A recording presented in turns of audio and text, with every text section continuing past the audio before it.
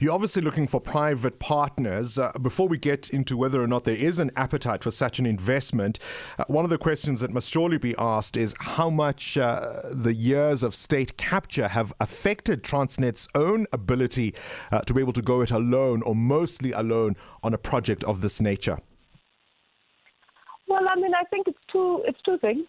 Definitely there are issues of state capture, but that would be, to be honest, an increase in the cost of some of the infrastructure.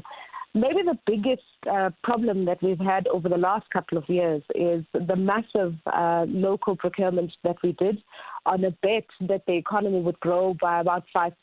It didn't. There were no revenues of that size. So obviously, if you take on such a huge debt on the anticipation of massive revenue growth, you are going to be in a bit of a problem. Is that not the case?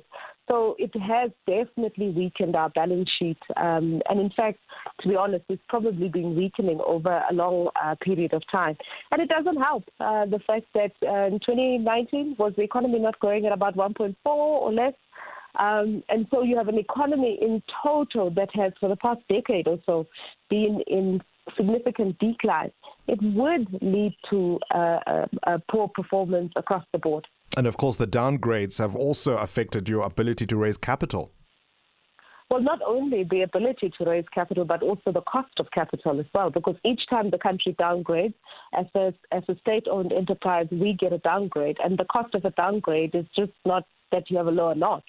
It's the fact that they also increase the cost of debt for you every time.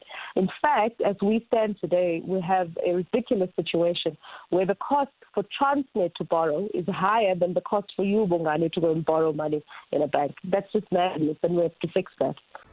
Current events, developing stories, tough questions. Your voice making a difference. This is Breakfast with Bongani Bingwa.